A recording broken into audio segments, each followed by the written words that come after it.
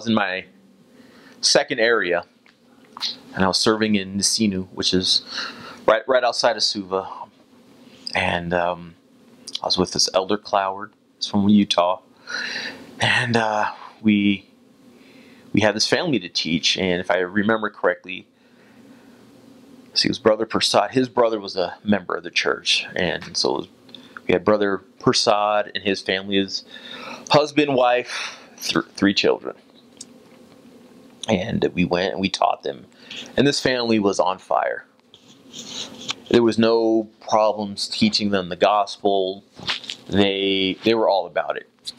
And we baptized the entire family, which is really kind of unusual.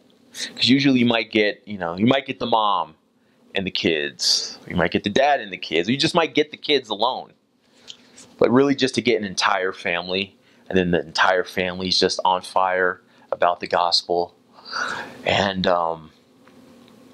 soon after we baptized them, I transferred to another area. And then my whole mission goes on. I come home, live my life for many years, and I always wondered what happened to this family. Because this was before Facebook and Twitter and social media and Skype and all that. So it was really hard to keep in touch with people. Even on my end, I ended up moving. And so I always wondered what happened to this family. This family was really near and dear to my heart. And about 5 years ago, I was on Facebook, and there was this returned missionary page for Fiji. And I found out there was this one kid. Kid was from San Diego too. That he was serving in my old ward in Nisinu, and so I sent him a message. I said, "Hey," well, his mom was managing his page, so I said, "Hey, can you find out if this family is is this family still around? What's their deal?"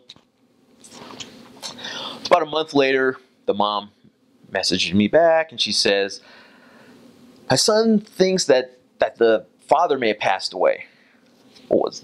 But he wasn't sure. So I was kind of down in the dumps. I was like, "Oh man, that's sad." And another few years goes on, and about, I'd say 2 months ago, I get this Facebook message from this Nilesh Prasad. Wow, that's a real familiar name. I'm like, wait, that's one of the kids from this family. And then I found out that all the family, they're all on Facebook, so we friended each other, and 20 years later, this family is still strong in the church. Dad's a high councilman. All three kids have served missions. They're all married.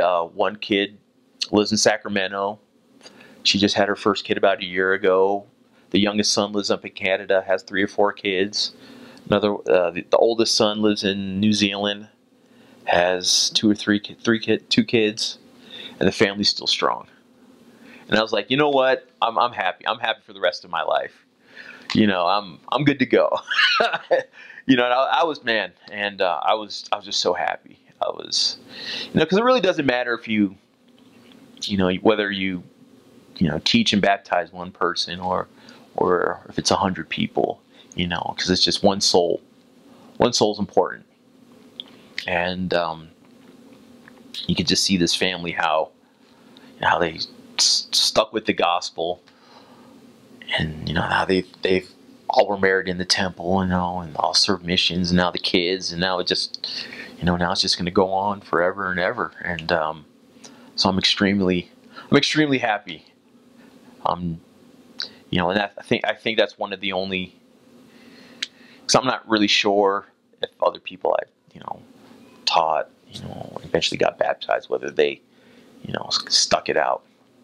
It was real common after you would teach someone, baptize someone, within a short amount of time that they would slip into inactivity, which is real common.